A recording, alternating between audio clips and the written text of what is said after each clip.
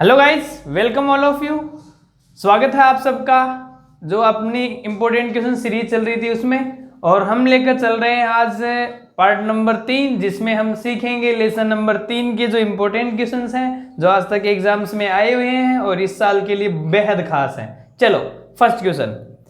और हाँ, आपको बता दूं, इस लेसन में से न्यूमेरिकल क्वेश्चन के चांसेस बहुत ज्यादा हैं, तो आप लोग इस लेसन के न्यूमेरिकल लगभग सोल्व करेंगे। ठीक है, फर्स्ट टॉपिक में चलते हैं। फर्स्ट क्वेश्चन है, एक विद्युत क्षेत्र में किसी बिंदु पर विभव का मान 200 वोल्टेज है। कोई विद्युत क्षेत्र है, उसमें किसी बिंदु पर वोल्टेज की वैल्यू दे रखी है। कितनी वैल्यू दे रखी है? 200 वोल्टेज। ओके, तो एक इलेक्ट्रॉन को वहां ले जाने में कितना कार्य करना पड़ेगा, तो आप लोगों को कार्य का वैल्यू निकालनी है। ठीक है, चलो सॉल्व करते हैं। आ जाइए। आप जानते हैं विभव की परिभाषा, जो V इक्वल्स टू होता है वो W अपॉन Q होता है। जानते होंगे आप लोग। ओके, हमें कार्य निकालना है, तो बोलो W इक्वल्स टू क्या हो जाएगा? Q into V। ठीक है, सोल्व कीजिए। तो W इक्वल्स टू Q कौन है? इलेक्ट्रॉन पे आवेश कितना होता है? -1.6 इंटू 10 की power -19 coulomb into V, voltage की वैल्यू कितनी है? 200। ये लीजिए 200। सोल्व करेंगे इसको तो कितना हो जाएगा? ये हो जाएगा, ये 232 और ये खत्म हो जाएगा, तो हो जाएगा ये -3.2 इंटू 10 की पावर, देखो ये 2 इससे कम हो जाएगा। ओके, तो कितनी हो जाएगी? -17। और जो वर्क होता है, कार्य का मात्रक होता है जूल। तो आंसर कितना हो जाएगा आपके पास? आंसर हो जाएगा आपके पास -3.2 इंटू 10 की पावर -17 जूल। देखिए कौन सा? Option number A. तो इसका जो ए ऑप्शन है वो सही आंसर होगा। ठीक, उसके बाद नेक्स्ट क्वेश्चन, किसी स्थान पर विद्युत क्षेत्र की तीव्रता 0 है। किसी स्थान पर विद्युत क्षेत्र की तीव्रता कितनी दे रखी है? 0। मतलब E की वैल्यू कितनी है आपके पास? 0 है। ओके, तो उस क्षेत्र में विभव के मान में दूरी के साथ परिवर्तन होगा। मतलब आपको V बताना है कि दूरी के साथ में घटता है कि बढ़ता है। अच्छा चलिए, इसने दे रखा है कि इसका मान 0, E का मान 0। क्या आप विद्युत विभव और विद्युत क्षेत्र में संबंध जानते हैं? आपने अवश्य पढ़ा होगा, E इक्वल्स टू होता है -dV/dL। ये जरूर पढ़ा होगा। ठीक है, अब क्वेश्चन के अनुसार E का मान कितना करना है? 0 करना है, तो हम लोग क्या लिखेंगे? dV/dL, या माइनस इसको इधर ले जाएंगे तो कितना हो जाएगा? 0। अब आप मेरे को बताइए, हम लोग क्या कर रहे हैं? हम लोग अवकलन कर रहे हैं किसका? V का। किसके सापेक्ष? L के सापेक्ष। तो अब आप मेरे को बताओ, किसका अवकलन 0 आता है? और आप जानते हैं नियत का अवकलन 0 होता है। इसका मतलब यहाँ पे जो V होगा ना, वो कौन होगा? V क्या होगा? नियत होगा। V क्या होगा? नियत होगा।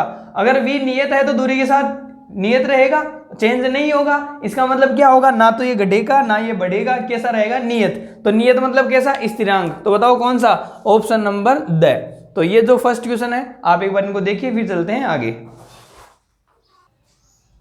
नेक्स्ट क्वेश्चन है, 2 मीटर त्रिज्या के एक आवेशित खोखले गोलीय चालक के पृष्ठ पर वोल्टेज कितना है? 500 वोल्टेज है। तो केंद्र से 1.5 मीटर दूरी पर विभव का मान हमें निकालना है। चलो देखते हैं। आपके पास एक चालक गोला है। कैसा है? एक चालक गोला, और एक खोखला गोला है। ठीक है, इस खोखले गोले को जब आप आवेशित करेंगे तो संपूर्ण आवेश कहां जाएगा? इसकी सतह पर आ जाएगा। इसके अंदर कोई आवेश नहीं जाएगा। ओके, और अगर आपसे ऐसा पूछता विद्युत क्षेत्र की तीव्रता अंदर कितनी होती, तब तो 0 होती, क्योंकि अंदर विद्युत क्षेत्र आवेश नहीं है, तो विद्युत क्षेत्र का मान कितना होगा? 0 होगा। लेकिन विभव का मान होता है, और आपने डेरिवेशन से पढ़ा होगा। क्या पढ़ा है? आपने पढ़ा था कि चालक गोले के अंदर जो V अंदर का मान होता है वो किसके बराबर होता है? V पृष्ठ के बराबर होता है। याद कीजिए डेरिवेशन। अगर नहीं है तो हम लोग आगे और सोल्व करेंगे, उसमें पता लग जाएगा आप लोगों को। ठीक है, या आप लोग हमारा जो लेसन नंबर 3 है उसके जो टॉपिक्स है उसमें रीड कर लीजिएगा, आपको पता लग जाएगा। तो चलो याद रखेंगे क्या कि जो गोलीय कोश के पृष्ठ पर जो विद्युत विभव होता है, या खोखले गोले के पृष्ठ पर जो विद्युत विभव होता है, उतना ही विभव कहाँ होता है? उसके अंदर होता है। तो बताओ पृष्ठ पे कितना विभव है? 500 वोल्टेज है, तो इसके अंदर भी कितना रहेगा? 500 वोल्टेज। तो ऑप्शन कौन सा? द। ठीक है, अगला क्वेश्चन है, एक इलेक्ट्रॉन को दूसरे इलेक्ट्रॉन की ओर ले जाने पर निकाय की स्थितिज ऊर्जा में क्या परिवर्तन होता है? वही रहती है, घटती है, बढ़ती है, नियत रहती है? चेक कर लेते हैं। चलो मान लीजिए आपके पास 2 इलेक्ट्रॉन है। ये रहा एक इलेक्ट्रॉन और एक इलेक्ट्रॉन ये रहा। ठीक है, ओके। अब आपको क्या करना है, इनको दोनों एक दूसरे के नजदीक ले जाना है, मतलब आपको R की वैल्यू क्या करनी है, कम करनी है। तो स्थितिज ऊर्जा का मान बताना आप लोगों को। क्या आप जानते हैं स्थितिज ऊर्जा की वैल्यू होती है U equal to K Q1 Q2 upon R। अब आप मेरे को बताइए, हमने R की वैल्यू कम की है, किसकी वैल्यू कम की है, R की, तो बताओ U की वैल्यू घटेगी या बढ़ेगी, सर बढ़ेगी, ठीक है। हाँ, अब एक छोटी सी चीज और देखो, क्या Q1 Q2 दोनों माइनस माइनस हैं, दोनों इलेक्ट्रॉन है, इलेक्ट्रॉन माइनस माइनस क्या हो जाएगा, प्लस, तो ये कैसे आएगी, प्लस में आएगी। अच्छा, और R का मान कम हो रहा है, तो बताओ U का मान बढ़ेगा, तो बताओ आंसर क्या होगा आपके पास, आंसर होगा बढ़ती है। तो बताओ ऑप्शन नंबर कौन सा है, यहां तक कीजिए, फिर चलते हैं आगे। अगला क्वेश्चन है, किसी आवेश के कारण अनंत पर विभव कितना होता है। तो आप जानते होंगे बिंदु आवेश के अंदर जो विभव होता है उसका फॉर्मूला होता है V equals to KQ upon R, ठीक है। अब हमें कहां देखना है, अनंत पर देखना है, इसका मतलब हमें दूरी का मान R का मान कितना करना है, अनंत करना है। तो बताइए, जब आप लोग इसकी वैल्यू रखेंगे तो बताओ V इक्वल्स टू क्या हो जाएगा, KQ अपॉन अनंत। और आप जानते हैं जब किसी चीज में अनंत का भाग दिया जाता है तो उसकी वैल्यू कितनी आएगी, 0। तो बताओ इसका आंसर कितना वोल्ट हो जाएगा, 0 वोल्ट। और आप वैसे भी जानते हैं, क्या जानते हैं, अनंत पर विभव का मान कितना होता है, 0, और ये इस प्रकार से आता है, ठीक है। फिर चलते हैं अगली क्वेश्चन पे, क्वेश्चन नंबर 6, दो बिंदु आवेशों के निकाय की स्थितिज ऊर्जा का व्यंजक लिखिए। अभी हम लोगों ने क्वेश्चन भी सोल्व किया था, और आप जानते हैं स्थितिज ऊर्जा को हम लोग किसे दिखाएंगे, U से। और आपके पास कितने आवेश हैं, 2 आवेश हैं। मान लीजिए एक आवेश कौन सा है, Q1, दूसरा आवेश कौन सा है, Q2, दोनों के बीच की दूरी कितनी है, R। तो जो स्थितिज ऊर्जा का फॉर्मूला होता है वो कितना होता है मेरे प्यारे बच्चों, K Q1 Q2 upon R। या इस K को आप लोग निर्वात के लिए क्या लिख सकते हैं, 1/4 पाई एप्सिलॉन नॉट। तो आप आंसर ये भी लिख सकते हैं क्या, 1/4 pi epsilon not Q1 Q2 upon R। कोई भी फॉर्मूला लिखें, कोई समस्या नहीं होगी, ठीक है। फिर अगला क्वेश्चन चलते हैं, एक कण को विराम अवस्था में एक बिंदु जहां विभव 17 वोल्ट है, एक आपके पास कोई पॉइंट है जहां वोल्टेज कितना है, 70 वोल्टेज है, से दूसरे बिंदु जहां विभव 50 वोल्ट है तक ले जाने पर उसकी गतिज ऊर्जा क्या होगी। अब आप देखिए ध्यान से, एक वोल्टेज कितना है, 70 वोल्टेज है, दूसरा कितना है, 50 वोल्टेज है। चलो सॉल्व करते हैं। मान लीजिए यहां पर कोई आपके पास बिंदु था, उसके बाद में इसको आप यहां तक वोल्टेज आवेश को ले जा रहे हैं। तो देखो आप जानते हैं आवेश किधर से किधर, उच्च विभव से निम्न विभव की ओर जाएगा। तो यहाँ कितना वोल्टेज है, 70 वोल्टेज, यहाँ कितना वोल्टेज है, 50 वोल्टेज है, ठीक है, विभवांतर होगा। अच्छा, तो हमें क्या करना है, हमें कार्य करना है, और जो कार्य किया जाता है वही किस में कन्वर्ट होगा, उसकी स्थितिज गतिज ऊर्जा में। आप लोगों ने 11th क्लास में डेरिवेशन पढ़ा होगा, कार्य ऊर्जा प्रमेय, ठीक पढ़ा होगा। आपने क्या देखा था वहां, हमने देखा था कार्य जो परिवर्तन हुआ था वो किसके बराबर, उसकी गतिज ऊर्जा के बराबर था। समझ में आ गई, या गतिज ऊर्जा में परिवर्तन किसके बराबर, कार्य के बराबर था। तो हमें क्या देखना है, यहाँ पर कार्य निकालना, वो कार्य किसमें कन्वर्ट हो जाएगा, गतिज ऊर्जा में कन्वर्ट हो जाएगा, ठीक है। तो हम लोग यहाँ से क्या देख लेंगे, कार्य निकाल लेंगे। तो आप जानते हो कार्य विभव की परिभाषा V इक्वल टू क्या होता है, V इक्वल टू होता है W upon Q। V equal to क्या होता है, W अपॉन Q। तो हमें क्या निकालना है, कार्य निकालना है। तो बताओ कार्य W इक्वल टू क्या हो जाएगा, Q इंटू V। और ये V कौन सा है, विभवांतर है। Q कौन है, विभवांतर है। तो हम लोग क्या लिख लेंगे, विभवांतर को VA माइनस VB लिख लेंगे। बात समझ में आ गई आपको, ओके। तो Q कौन है, आवेश, और किसका आवेश, अल्फा कण का आवेश। और आप जानते हैं अल्फा कण का जो आवेश होता है वो प्रोटॉन के आवेश का 2 गुना होता है। तो बताओ Q की जगह क्या लिख देंगे आप, Q की जगह लिख देंगे 2 इंटू प्रोटॉन का आवेश कितना, 1.6 इंटू 10 की पावर माइनस 19 कूलम, ठीक है, इंटू साथ में तो क्या लिखना आपने को, VA माइनस VB। पहले बताओ वोल्टेज कितना था, 70, बाद में कितना, 50। तो वोल्टेज डिफरेंस कितना हो जाएगा, 70 माइनस 50, ठीक है। आगे सोल्व करते हैं इसको, ये कितना हो जाएगा, 3.2, ये लीजिए 3.2 इंटू 10 की पावर कितनी, माइनस 19, और साथ में कितना आ जाएगा, 70 माइनस 50, 20 आ जाएगा, ये लीजिए 20, ठीक है। एक जीरो कम कर देंगे इधर से, तो बताओ कितना हो जाएगा, इसको इधर मल्टीप्लाई कर दो, तो ये 6.4 इंटू, यहां से एक जीरो कम कर दो, 10 की घात माइनस के 18, ओके, हमें क्या निकालना है, कार्य निकालना है, तो कार्य का जो मात्रक है वो कौन हो जाएगा, जूल। और जो कार्य है वही कार्य किसमें कन्वर्ट होगा, स्थिर ऊर्जा में, सॉरी गतिज ऊर्जा में। तो ये गतिज ऊर्जा के इक्वल्स टू कितना जाएगा, इतना, और इसका मात्रक कौन होगा, जूल। ठीक है, तो इस प्रकार से आप इन क्वेश्चन को सोल्व कर सकते हैं। यहां तक कीजिए, फिर चलते हैं हम लोग आगे। नेक्स्ट क्वेश्चन वेरी इंपॉर्टेंट, बहुत अच्छा क्वेश्चन है, लगभग एग्जाम में पूरा चांसेस इसे आने के। देखो, एक विद्युत क्षेत्र का विभव फलन V इक्वल्स टू इतना है से परिभाषित किया है। बिंदु x y z पर विद्युत क्षेत्र का तीव्रता का मान आपको ज्ञात करना है। मतलब हमें वोल्टेज दे रखा है, विद्युत क्षेत्र की तीव्रता ज्ञात करनी है। तो आप लोगों ने संबंध पढ़ा होगा किसका, विद्युत क्षेत्र की तीव्रता का और विभव का। क्या पढ़ा था आप लोगों ने पढ़ा होगा सर E इक्वल्स टू होता है माइनस dV अपॉन dr, और साथ में क्या आया था आपके पास, आर के पाया था। ये अवश्य संबंध पढ़ा होगा आप लोगों ने। ठीक है, तो हमें विभव का फलन दे रखा है, उससे हमें किसका मान निकालना है, विद्युत क्षेत्र की तीव्रता का मान निकालना है। और जो विद्युत क्षेत्र की तीव्रता है, अगर आप लोग इसको आर के ले रहे हैं, मतलब एक्स वाई जेड दिशा में निकालना है, तो ये विद्युत क्षेत्र की तीव्रता भी एक्स वाई जेड दिशा में आप लोग आराम से कन्वर्ट कर सकते हैं इसको, एक्स डायरेक्शन में, वाई डायरेक्शन में और जेड डायरेक्शन में। तो इसकी जो वैल्यू है वो किस प्रकार से होने वाली है उसको हम लोग सोल्व करते हैं। चलो, तो आप लोग इसको एक बार क्या बोल लेंगे, इस ई को बोल लेंगे आप लोग क्या, ई एक्स आई कैप, जो ई होगा वो क्या हो जाएगा, E vector equals to E X I cap plus E Y J cap plus E Z के कैप। ठीक है, और ये जो वैल्यू है ये इसको हम लोग ना एक रूप से बनाते हैं। कैसे बनाते हैं, आप लोगों ने डेरिवेशन में पढ़ा होगा या एग्जाम्पल में सोल्व किया होगा, क्या, minus del V upon del X, साथ में क्या लिखा था आपने, आई कैप प्लस, ये माइनस तो बाहर ले लिया था आपने, del V upon del Z del Y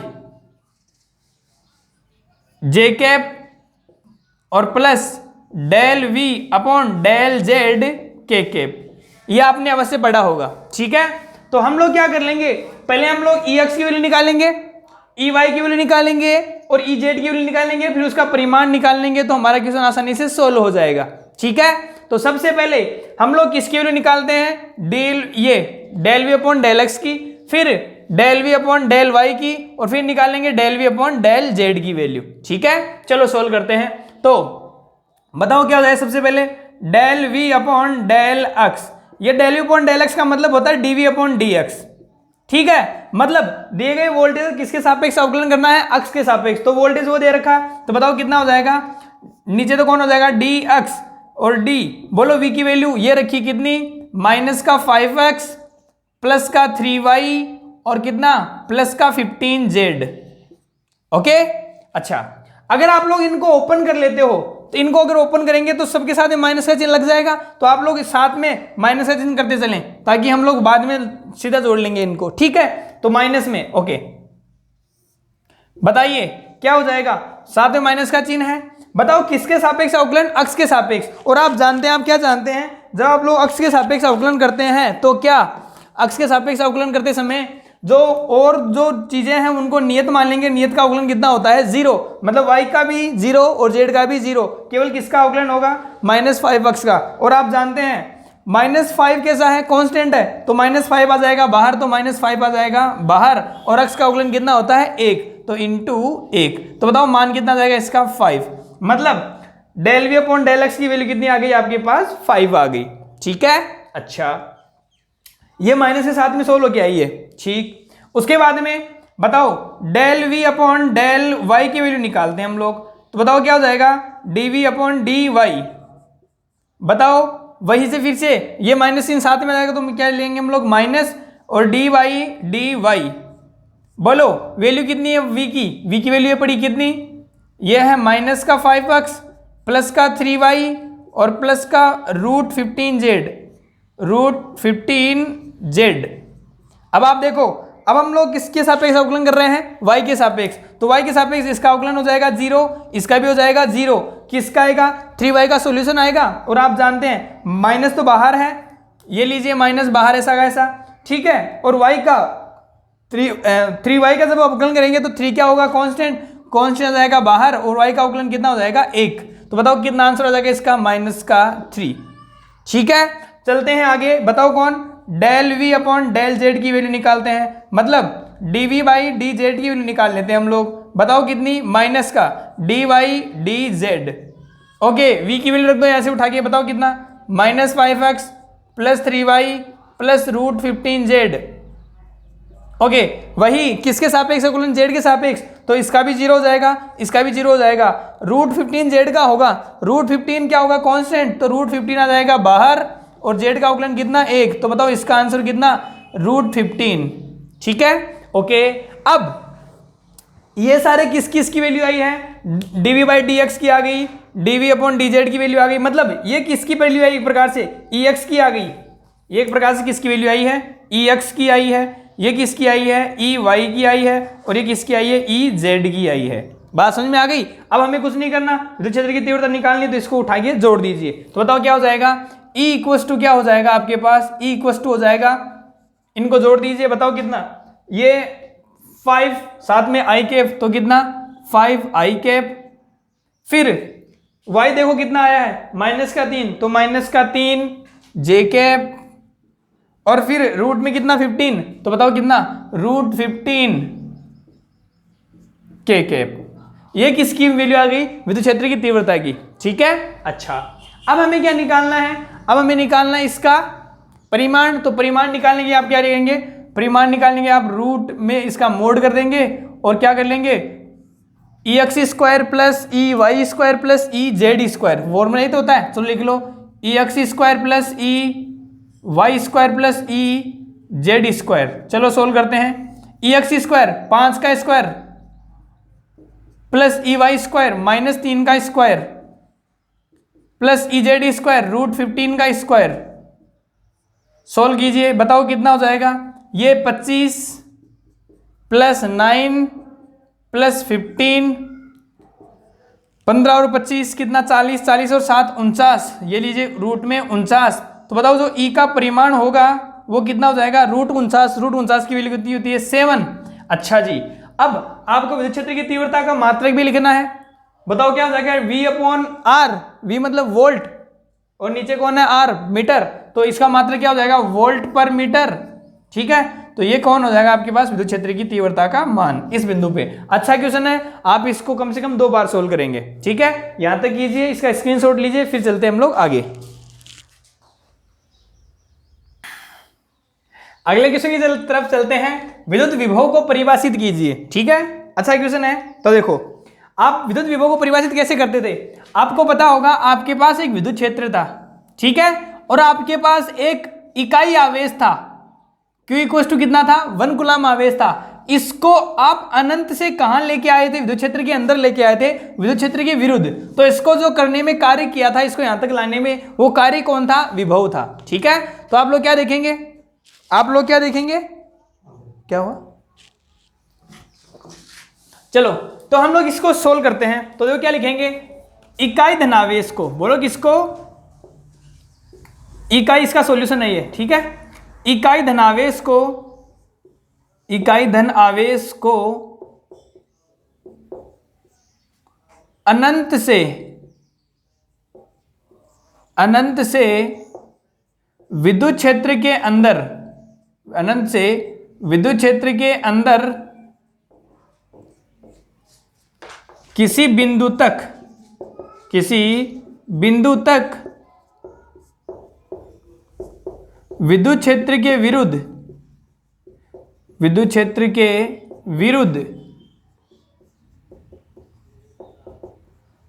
लाने में किया गया कार्य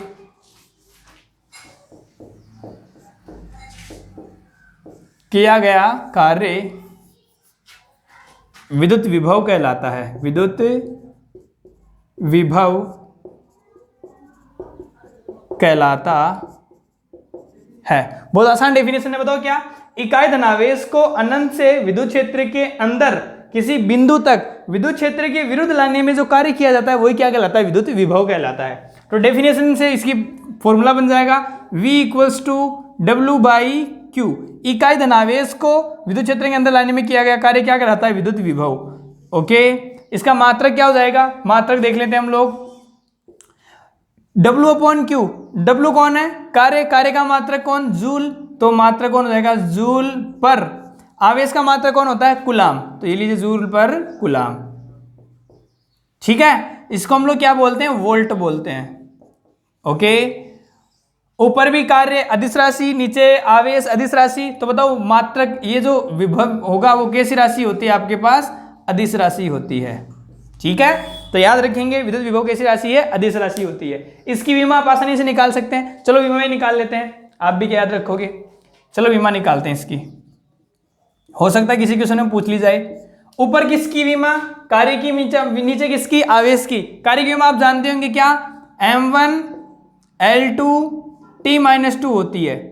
और नीचे किसकी विमा? विभव, आवेश की विमा, आवेश की विमा होती है A1 T1। ठीक है, अब इनको कंबाइन कर दीजिए तो कंबाइंड विमा हो जाएगी, वो कितनी हो जाएगी? ऊपर कौन? M1, फिर L2, फिर T-3 और A-1। ये किसकी विमा हो जाएगी? विभव की विमा हो जाएगी। ठीक है, चलते हैं अगले क्वेश्चन की ओर। अगला जो क्वेश्चन है वो है विद्युत द्विध्रुव को बाह्य समरूप विद्युत क्षेत्र में 0 से 180 डिग्री तक घुमाने में किए गए कार्य का मान लिखिए। मतलब हमें क्या हो गया? द्विध्रुवीकरण किया गया कार्य का मान निकालना है, विभव का मान निकालना है। ठीक है, तो आप लोगों ने पढ़ा होगा जो द्विध्रुवीकरण किया गया कार्य होता है W इक्वल्स टू, उसका फॉर्मूला होता है PE cos θ1 minus cos θ2। Derivation में आप लोगों ने फॉर्मूला जरूर निकाला होगा। ठीक है, चलो इसकी वैल्यू लिख लेते हैं। W इक्वल्स टू, यहां तो बोलो कौन? PE cos θ1, बताओ आप लोग θ1 कौन है? 0 डिग्री, θ2 कौन है? 180 डिग्री। तो आप क्या लिख देंगे? cos θ1 की वैल्यू 0 माइनस θ2 कौन? cos 180। ठीक है, अब इसका सॉल्यूशन करते हैं तो बताओ W इक्वल्स टू कितना हो जाएगा? बाहर तो कौन है? PE, अंदर कौन? cos 0, cos 0 की वैल्यू होती है 1, ये लीजिए 1, माइनस cos 180 की वैल्यू होती है -1, तो ये लीजिए -1। ठीक है, माइनस माइनस प्लस हो जाएगा, अंदर कितना हो जाएगा? 2। तो बताओ W की जो वैल्यू होगी वो कितनी हो जाएगी? 2PE। तो याद रखिए, अगर आपके पास कोई द्विध्रुव है और उसको आप समान विद्युत क्षेत्र में 0 से 180 डिग्री तक घुमाते हैं तो किया गया कार्य कितना होगा? 2PE होगा। ठीक है, एक बार इन क्वेश्चनों को सोल्व कीजिए, यहां तक स्क्रीनशॉट लीजिए, फिर चलते हैं हम लोग आगे। अगला क्वेश्चन है बिंदु आवेश कारण विद्युत विभव का सूत्र लिखिए। तो आप जानते हैं, तो बहुत आसान क्वेश्चन है। बिंदु आवेश कारण जो विद्युत विभव होता है V इक्वल्स टू वो होता है KQ अपॉन R, या अगर आप K के वैल्यू निर्वात के लिए लिखना चाहे तो कितना? 1/4 पाई एप्सिलॉन नॉट। अगर माध्यम होता तो एप्सिलॉन लिखते। ठीक है, और ऊपर कितना है? Q upon R। ठीक है, अच्छा सपोज दैट यहां क्वेश्चन आ जाता कि बिंदु आवेश कारण विद्युत विभव का दूरी के साथ में जो आरेख है वो किस प्रकार से बनेगा। तो आप विभव को और दूरी को देखिए, V और R को देखिए, व्युत्क्रमानुपाती है, तो इसका जो आरेख वो कैसा बनेगा? व्युत्क्रमानुपाती जैसा। मतलब कुछ इस प्रकार से, यहां आप क्या लेंगे? V R जो वक्र होगा यहां R ले लेंगे, यहां V ले लेंगे, तो ये व्युत्क्रमानुपाती कुछ इस प्रकार से बन जाएगा। बात समझ में आ गई आप लोगों को? ओके, अगला क्वेश्चन है विद्युत द्विध्रुव के कारण किसी बिंदु आवेश पर विद्युत विभव कितना होता है। तो हम लोगों ने टॉपिक पढ़ा था द्विध्रुव के कारण विद्युत विभव का मान। ठीक है, और उसका विभव का जो मान आया था द्विध्रुव के कारण, उसका वैल्यू आई थी आपके पास क्या? KP cos θ upon R²। बताओ कितना आया था? KP cos θ upon R²। ठीक है, या जो K की वैल्यू होती है वो कितनी होती है? 1/4 पाई एप्सिलॉन नॉट। तो 1/4 पाई एप्सिलॉन नॉट, ऊपर कौन? P cos θ upon R²। तो आप लोग कुछ इस प्रकार से भी इसको सोल्व कर सकते हैं। ठीक है, अच्छा अब एक छोटी सी बात, यहां पर जो द्विध्रुव कारण विद्युत विभव है ना, वो दो स्थितियों में हम लोग निकालते हैं। एक होती है अक्षीय स्थिति, एक होती है निरक्षीय स्थिति। थोड़ा सा विचार करते हैं इनके बारे में। आ जाओ, यहां से भी क्वेश्चन बन सकता है, अक्षीय निरक्षीय स्थिति में विद्युत विभव का मान कितना होता है। चलो चेक करते हैं। आपने पढ़ा होगा जो द्विध्रुव होता है वो इस प्रकार से बनता है, दो परिमाण में समान प्रकृति में विपरीत आवेश एक दूसरे से अति अल्प दूरी पर स्थित हो तो इस निकाय को हम लोग क्या कहते हैं? द्विध्रुव कहते हैं। मान लीजिए आगे बीच की दूरी कितनी है? 2a है। ठीक है, और दो आवेश है Q1 और समान परिमाण के होंगे। अच्छा, अब इनकी अक्षीय स्थिति तो कौन सी होगी? दोनों आवेशों को मिलाने वाली रेखा तो कौन सी होगी? अक्षीय रेखा होगी। ओके, तो ये रेखा कौन सी होगी? अक्षीय रेखा। मतलब यहां इसका सेंटर होगा O पॉइंट, और इससे अगर R दूरी पर कोई बिंदु पड़ा हो यहां पर P, तो वो तो कौन सी होगी? अक्षीय स्थिति। कौन सी होगी? अक्षीय स्थिति। और निरक्षीय कौन सी होती है? निरक्षीय होती है इसके सेंटर से लंबवत गुजरने वाली रेखा। केंद्र से लंबवत गुजरने वाली रेखा मतलब ये कौन सी रेखा होती है? इसकी निरक्षीय रेखा होती है। कौन सी रेखा होती है? निरक्षीय रेखा होती है। ठीक है। अब आप मान लीजिए आपसे क्वेश्चन पूछे कि द्विध्रुव कारण निरक्ष पर विद्युत विभव का मान कितना होता है, तो आप मेरे को बताइए मेरे प्यारे बच्चों, यहां पर थीटा का मान कितना डिग्री है? थीटा कौन सा थीटा? द्विध्रुवाघूर्ण के सापेक्ष थीटा। ठीक है। अब मेरे को बताइए द्विध्रुवाघूर्ण की दिशा होती है माइनस से प्लस आवेश की तरफ, मतलब ये द्विध्रुव की दिशा हो गई माइनस से प्लस की ओर। ठीक है। और जो आपके पास जो निरक्षीय स्थिति है वो इसके साथ में कितना एंगल बना रही है? 90 डिग्री एंगल बना रही है। तो बताओ आप लोग थीटा का मान कितना रखेंगे? 90 रखेंगे। तो बताओ जैसे थीटा का मान 90 रखेंगे, कोस 90 वैल्यू कितनी है? 0। इसका मतलब ये हुआ कि निरक्ष पर विद्युत विभव का मान तो कितना होता है? 0। तो V निरक्ष का मान तो कितना आएगा? 0 आएगा, याद रखें। जबकि V अक्ष का मान कितना आएगा? आप थीटा का मान कितना कर देंगे? 0। तो कितना जाएगा? KP upon R square. तो याद रखेंगे अक्षीय स्थिति पे कितना जाएगा? V equal to KP upon R square. ठीक है, ये KP है।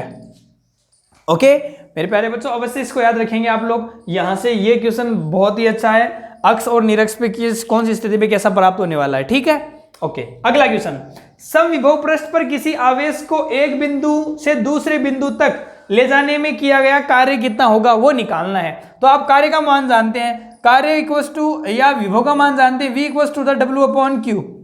ठीक है, तो कार्य कितना हो जाएगा? कार्य हो जाएगा Q इंटू V। ओके, दो विभव दे रखे हैं तो हम लोग क्या काम में लेंगे? विभवांतर। तो हम लोग क्या लिखेंगे? जो W का मान आ जाएगा वो W का मान हो जाएगा कुछ इस प्रकार से, क्या कि आवेश तो आवेश है Q और विभवांतर क्या हो जाएगा? VA minus VB, VA minus VB। Okay, अब आप देखो पृष्ठ कैसा है? समविभव पृष्ठ। समविभव पृष्ठ होने का मतलब क्या हो गया? A और VB का मान क्या रहेगा? एक समान रहेगा। जब समान का अंतर करेंगे तो बताओ मान कितना हो जाएगा? 0। इसका मतलब W इक्वल टू क्या हो जाएगा? Q into 0। तो बताओ कितना कार्य किया जाएगा? 0 जूल। ठीक है, इसका मतलब ये हुआ कि समविभव पृष्ठ में किया गया कार्य कितना होता है? 0, जो समविभव पृष्ठ का एक गुणधर्म भी है। ठीक है, एक बार आप यहां तक कीजिए, इसका स्क्रीनशॉट लीजिए, फिर चलते हैं हम लोग आगे। अगला क्वेश्चन है, समविभव पृष्ठ को परिभाषित कीजिए व इसके दो गुणधर्म लिखिए। बहुत अच्छा क्वेश्चन अक्सर एग्जाम में आता है। तो समविभव पृष्ठ नाम से स्पष्ट हो रहा है, समविभव पृष्ठ मतलब विभव का मान कैसा? एक समान। तो बताओ परिभाषा क्या हो जाएगी? परिभाषा हो जाएगी इसकी क्या? विद्युत क्षेत्र में, बताओ किसमें? विद्युत क्षेत्र में स्थित, विद्युत क्षेत्र में स्थित ऐसा पृष्ठ जिसके प्रत्येक बिंदु पर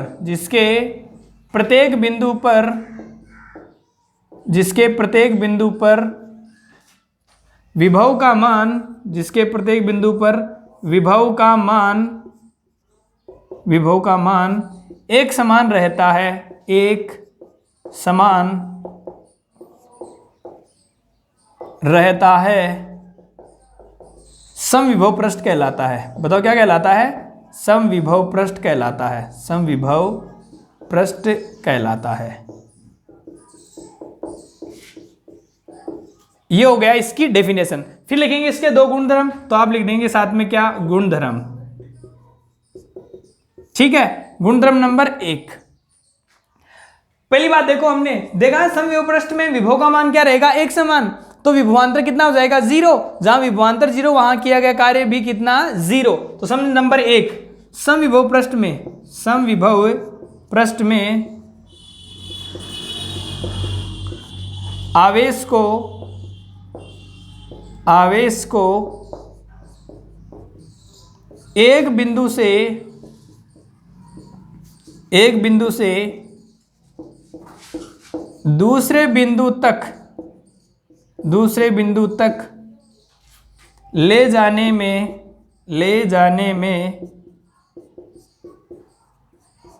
किया गया कार्य बताओ कितना होता है?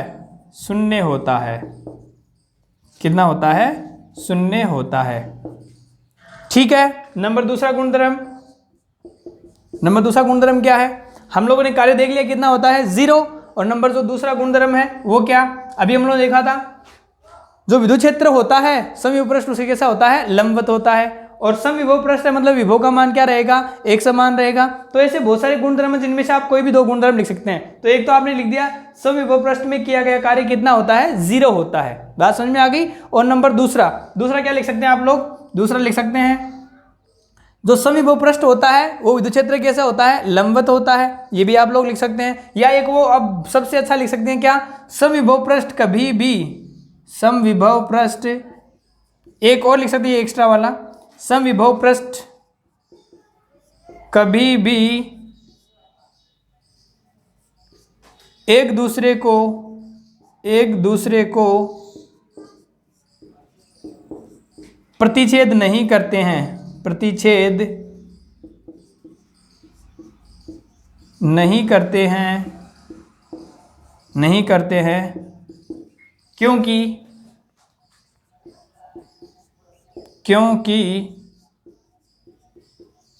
कटान बिंदु पर 2 विभव के मान प्राप्त होते हैं, 2 विभव के मान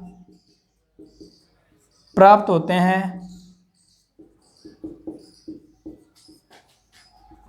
हैं जो संभव नहीं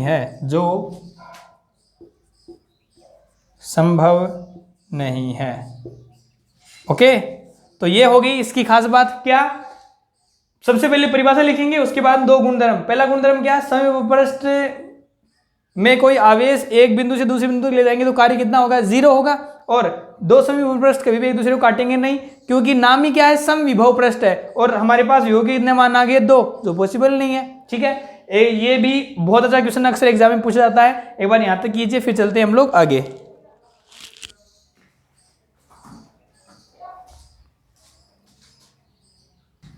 नेक्स्ट क्वेश्चन है 3 × 10⁻⁸ कूलम तथा -2 × 10⁻⁸ कूलम के 2 आवेश परस्पर 15 सेंटीमीटर है। इन दोनों आवेशों को मिलाने वाली रेखा के किस बिंदु पर विभव का मान 0 होगा? बहुत अच्छा क्वेश्चन है, एग्जाम में आने के लगभग चांसेस है। चलो सॉल्व करते हैं इसको। आपके पास 2 आवेश हैं, चलो लिख लीजिए। ये एक आवेश यहाँ है, दूसरा आवेश यहाँ पे है। ठीक है, एक आवेश की वैल्यू कितनी है? 3 × 10⁻⁸ कूलम और दूसरे आवेश की वैल्यू कितनी है? -2 × 10⁻⁸ कूलम। ठीक है, अभी क्या बोलता है? दोनों के बीच की दूरी कितनी है? 15 सेंटीमीटर। तो ये लीजिए कितना सेंटीमीटर है? 15 सेंटीमीटर। अभी क्या बोलता है कि किस बिंदु पर मिलाने वाले दोनों आवेशों को मिलाने वाली रेखा किस बिंदु पर विभव का मान 0 है। तो मैं मानता हूं इन दोनों आवेशों को मिलाने वाली रेखा पे कोई बिंदु P है, उस पर विभव का मान कितना है? 0 है। और ये जो पॉइंट P है ना, ये इस आवेश से कितनी दूरी पर है? अक्ष दूरी पर है। ठीक है, अगर ये इससे x दूरी पर है तो बताओ ये दूरी कितनी बच जाएगी? ये बच जाएगी, ये पूरी कितनी है? 15। ये अक्ष तो बताओ कितना? 15 माइनस अक्ष, 15 माइनस अक्ष। ठीक है, चलो सोल्व करते हैं अभी इसको आगे। आप जानते हैं प्रश्नानुसार, किसके अनुसार? प्रश्नानुसार। प्रश्न क्या बोल रहा है? प्रश्न ये बोल रहा है क्या कि आपको विभव का मान कितना करना है? V कुल का मान कितना करना है? 0 करना है। और आप मेरे को बताओ विभव 1 है या 2 है? 2 आवेशों का विभव होगा, दोनों को जोड़ लेंगे और विभव का मान कितना हो जाएगा? 0। तो बताओ V कुल कितना हो जाएगा? वे हो जाएगा कितना?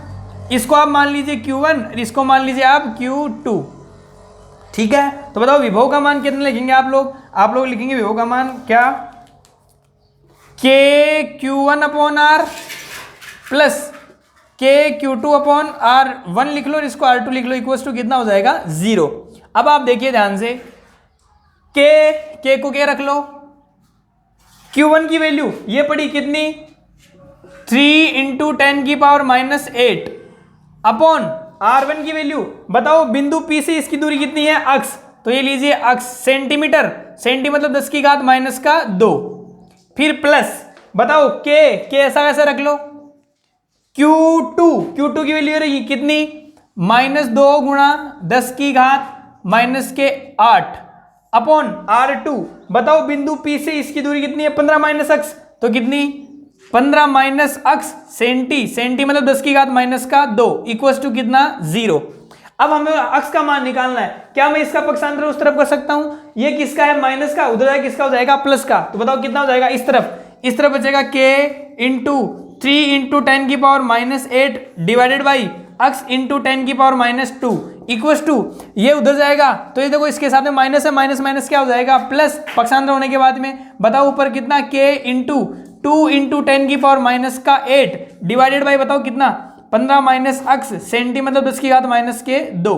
बताओ काटो, k से k कैंसिल, 10 की पावर माइनस 3 8 10 की पावर माइनस 8 10 की पावर माइनस 2 से 10 की पावर माइनस 2 कैंसिल। बताओ ऊपर कितना बचा 3, नीचे कितना बचा अक्स, इधर कितना 2 नीचे कितना 15 माइनस अक्स, इसको क्रॉस मल्टीप्लाई कर लो तो बताओ कितना हो जाएगा, ये इससे मल्टीप्लाई होगा 3 45 माइनस 3 अक्स और इधर जाके कितना हो जाएगा 2 अक्स।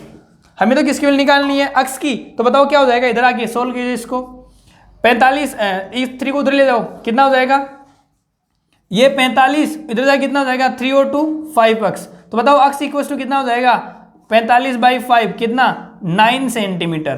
तो बताओ कितनी दूरी पर या किस बिंदु पर, तो हम लिखेंगे आंसर क्या, इस आवेश से, कौन से आवेश से 3 गुणा 10 की घात माइनस 8 गुलाम आवेश से कितनी दूरी पर अक्स बराबर 9 सेंटीमीटर दूरी पर विभव का मान कितना मिलेगा आपको 0 मिलेगा। या इधर से देखें तो 15 माइनस अक्स मतलब 15 माइनस अक्स, अक्स कितना है 9 सेंटीमीटर, तो बताओ कितनी दूरी पे 6 सेंटीमीटर दूरी पे, कौन से आवेश से, इस आवेश से। ठीक है, तो आप लोग ये आंसर इस प्रकार इस क्वेश्चन को सोल्व करेंगे। अच्छा, और बच्चों आपको बता दूं मैं, हम लोग जिस ऐप का जिक्र कर रहे थे वो ऐप लॉन्च हो चुका है। अगले जो वीडियो होगा उसके लिंक में हम लोग, उसके डिस्क्रिप्शन में हम लोग उसका लिंक डाल देंगे, किसका, ऐप का, तो आप लोग ऐप से आसानी से स्टडी कर सकते हैं। और विशेष बात, ये जो ऐप होगा इसकी खास बात ये होगी कि इसमें लाइव क्लासेज होंगी और लाइव क्लासेज में लाइव डाउट्स होंगे, आप लोग उससे आसानी से हम अपनी जो तैयारी है वो कर सकते हैं। तो इसके 2 ऑप्शंस हम लोगों ने रखे हैं। कौन कौन से 2 ऑप्शंस रखे हैं, आप लोगों के जो छोटे भाई बहन हैं जो इस बार 9th से 10th में है मतलब 10th क्लास, और जो 11th से 12th में है मतलब 12th क्लास, तो 10th और 12th दोनों का NCERT सिलेबस स्टार्ट करेंगे। और साथ ही में कुछ बच्चों के ये भी था कि रिवीजन सर रिवीजन भी कराया जाए, तो हम लोग ना रिवीजन क्लासेस भी चला रहे हैं। एग्जाम तक आप लोग कंप्लीट रिवीजन फिजिक्स का और हो सके तो केमिस्ट्री का करवाने की कोशिश करेंगे। ठीक है, तो अगर आप लोग ऐसे इच्छुक हो कि क्विक रिवीजन कराया जाए एग्जाम तक, आसानी से आप लोग फिजिक्स को कंप्लीट सीख लें, तो आप लोग अवश्य हमें हमारे व्हाट्सएप नंबर पे मैसेज कर सकते हैं या हमें कॉल कर सकते हैं। नंबर आप लोगों को स्क्रीन पे दे दिए जाएंगे। ओके, मिलते हैं हम लोग अगले वीडियो में। और आप लोग हाँ, इस लेसन से न्यूमेरिकल क्वेश्चन आने की संभावना है, तो आप लोग जो मैंने क्वेश्चन कराए हैं इससे रिलेटेड क्वेश्चन अवश्य सोल्व करें। ठीक है, मिलते हैं नेक्स्ट वीडियो में, तब तक के लिए गुड बाय, गुड लक।